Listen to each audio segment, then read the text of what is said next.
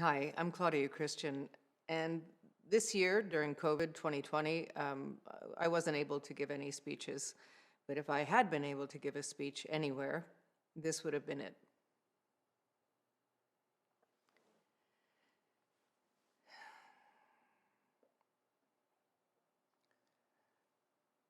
I want to talk to you about what it's like to have your brain hijacked by a compulsive disorder. My brain was hijacked by alcohol. Over the course of about 20 years of drinking, I learned the behavior of wanting, and in the end, needing alcohol in order to be normal. I used to be an alcoholic, addicted to alcohol. I was alcohol dependent. I had an alcohol use disorder. I used to care what you called me, whether the layman's term of alcoholic or the more politically correct medical term AUD. Now, I could care less. I care about action more than words. Fact, about 80 people will die of alcohol-related causes during this talk. So semantics mean very little in comparison to this crisis. I need to say those words out loud as well because they still provoke shame in me. Even after all these years of talking about my addiction and helping other people with their alcohol misuse, my heart still literally dips when I hear the words I've come to dislike so much. Messy, out of it, drunk, sloppy, alcoholic, alky, undisciplined, weak. Those words still hurt a little part of me, even after over a decade of recovery. Words are incredibly powerful, which is why I'm so incredibly grateful to be able to say that I used to be an alcoholic. Used to be. The past. Before. But not now. Thankfully. I used to have a drinking problem. You know, when I was little, I dreamt of being a writer or an actress or a doctor, not an addict, not an alcoholic, not a drunk. I did not dream of having a substance nearly destroy my life and steal away a good decade of it. No, that wasn't the plan. I'm here today because I found a solution for my drinking problem, the little-known or utilized TSM, short for the Sinclair Method, which is targeted use of naltrexone or nalmefene, both opiate antagonists. These medications prevent people from getting reinforcement or reward from alcohol, basically the euphoria that they crave. You take naltrexone an hour before the first drink of the day, nalmefene 2 hours before, every time you drink alcohol, and over the course of a few months, your interest in drinking dissipates and your drinking levels decline. Naltrexone gave me an off button when mine had disappeared, but I could have easily, very easily fallen through the cracks, as so many millions of people are right now. I would venture that the majority of you know at least one person who has an unhealthy relationship with alcohol. I would then further guess that for the majority of you, it's someone close to you, which makes sense, since about 1 out of 3 adults in countries like the US and UK have an alcohol use disorder. That is a lot of people. For those of you who've never experienced a compulsive disorder of the brain, like addiction, I want to try and paint a picture for you.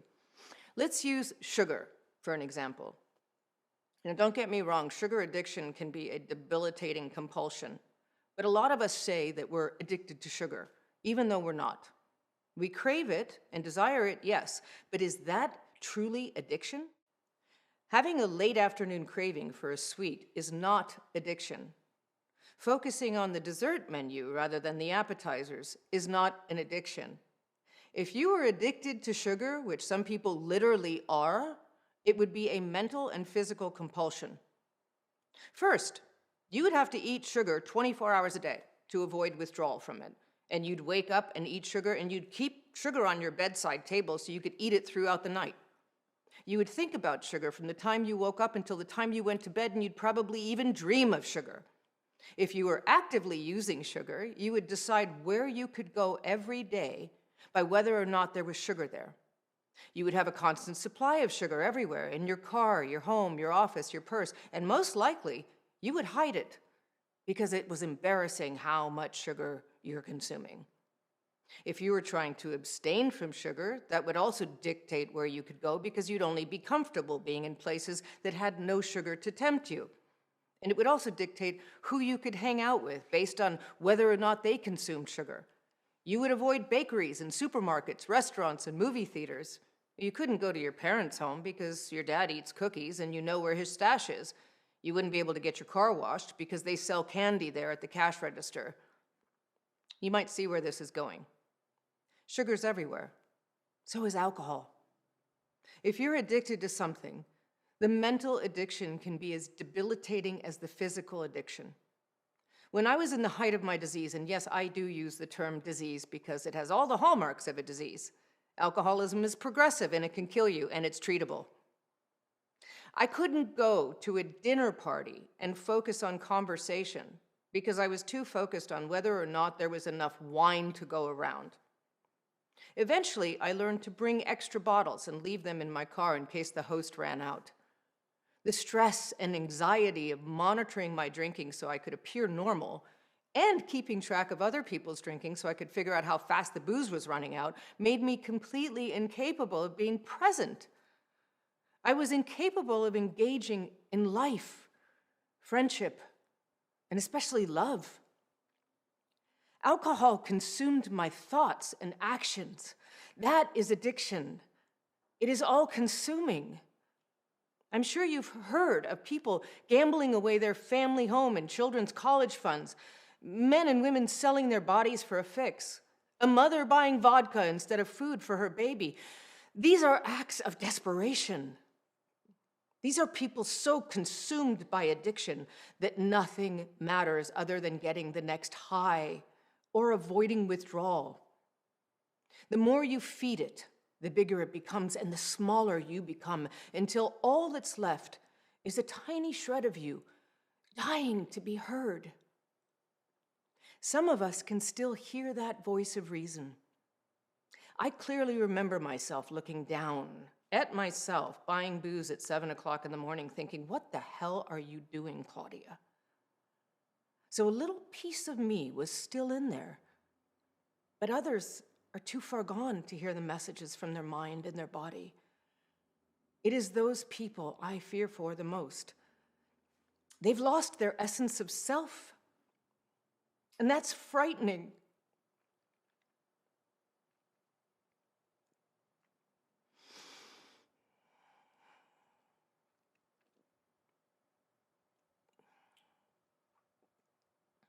Sorry. I didn't know I was going to cry. I'm so sorry. Imagine if you no longer knew who you were or what you were, or even who or what was in control of your body and mind. That is addiction. Losing oneself is the most frightening thing to happen to a person, and addiction is the most talented, wily, and most common thief. In addition to stealing your life force, your creativity, passion, love, health, confidence, looks, relationships, work, and more, addiction also robs you of the one thing human beings crave and need, the love of other human beings. Being an addict usually means that you're left to fend for yourself and that you isolate yourself away from loved ones because you're so filled with shame and self-loathing. You avoid loved ones because you don't want to see the disappointment in their eyes or hear the cruel words, drunk, loser, weak. So you suffer alone or with fellow addicts. Self-acceptance and self-love are imperative for a healthy life. Truly loving yourself is a prerequisite for loving others and for accepting love from others. Happiness begins within yourself and from there extends to those around you. These are things that most of us inherently know, but addiction steals away the ability to perform that one most simple of acts, to love thyself. Some people can get over the guilt and shame of addiction and some cannot. Suicide rates for addicts are substantially higher than for any other group. In the USA, about 120,000 people die of drug and alcohol abuse every year, and about 45,000 die from suicide. the third and 10th leading causes of death in the US, and inherently intertwined.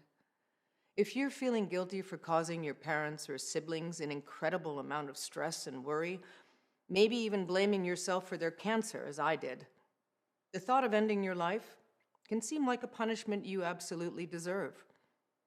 Add to that a mind altered by a depressant such as alcohol, and you have a potent mix of danger.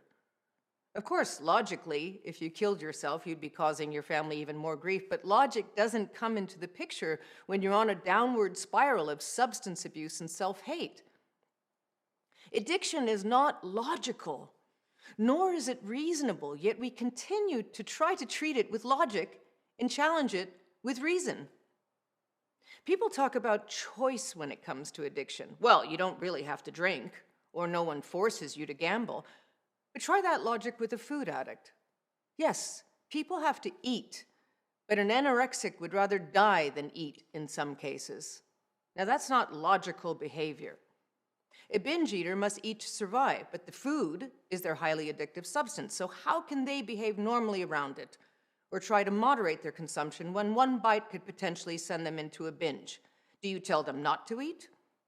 Once again, addiction is not reasonable nor logical, which is why a person with a compulsive disorder will do the one thing that could potentially kill them or ruin their life.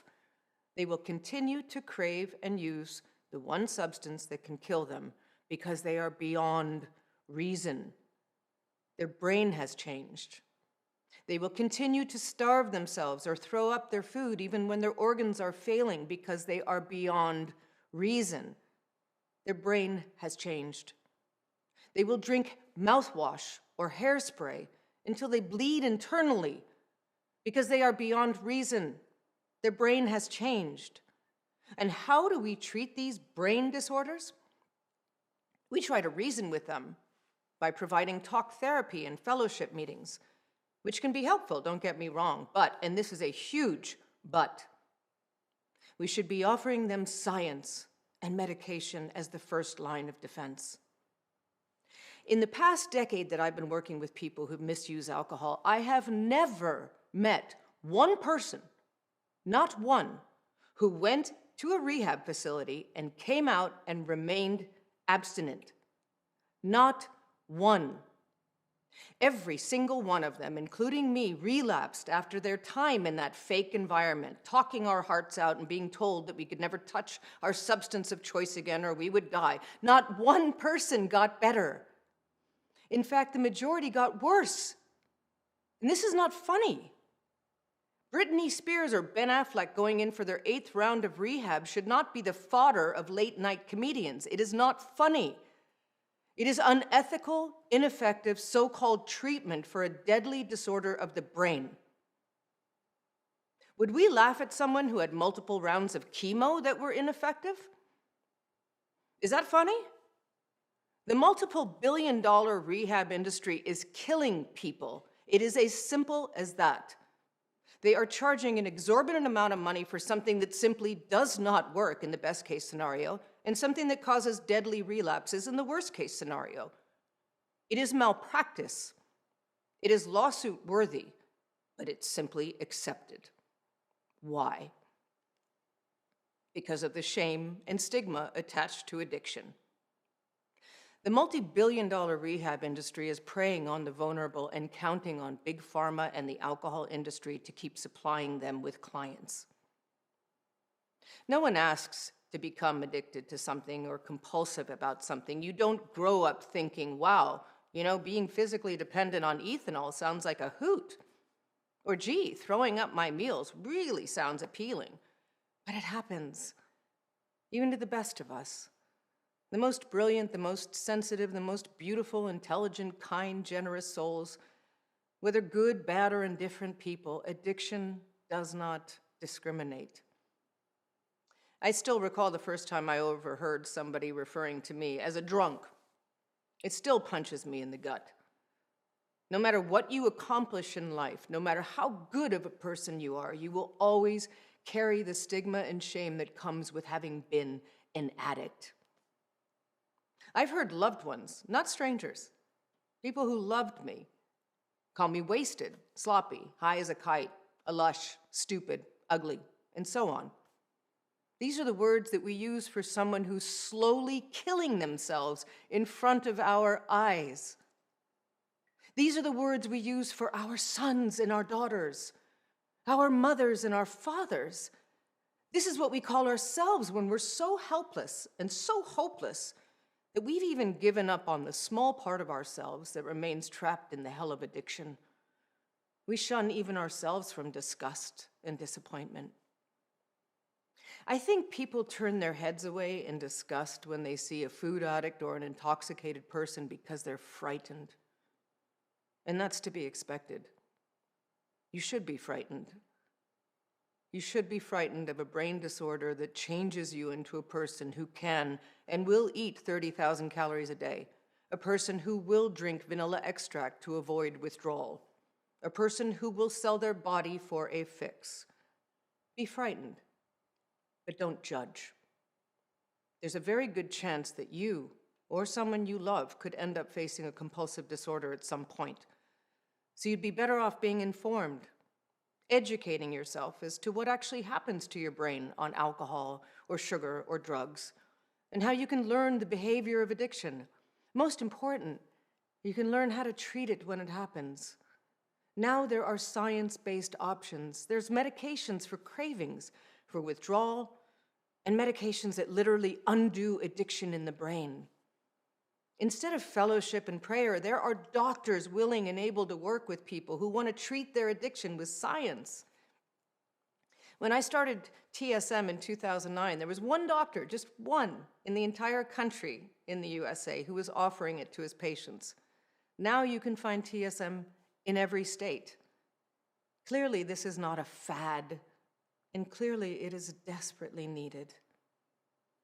I know how difficult it can be to deal with someone who has an addiction, a stranglehold which is adversely affecting their life, but I always stress to people that you must treat this person like the patient that they truly are. You wouldn't yell at or speak down to or belittle someone with diabetes or MS. You wouldn't force an individual with cerebral palsy or cancer to hit rock bottom before you'd help them. So I would hope that you would be loving and compassionate and let them know that you love them unconditionally and that you are concerned for their well-being and that you will help them any way that you can to get better. Support and love and patience and kindness can go a long way in helping an individual to get through the hell of addiction. Family and friends can make a huge and positive difference in their life. I have tremendous hope for the future of addiction treatment. There are incredible options coming out in the next few years using opiate antagonists to control or undo a myriad of addictions, but it will take years of education and spreading the word about science-based treatments for it to truly penetrate the most rural communities and to sway doctors to begin offering their patients these life-saving medications. I hope that you do your part to start the conversation about science-based addiction treatment, because options save lives. And now, more than ever, we need as many options as possible. Now that you have an understanding of what it feels like to have your brain hijacked, I hope that you treat those suffering with compassion and understanding. Thank you.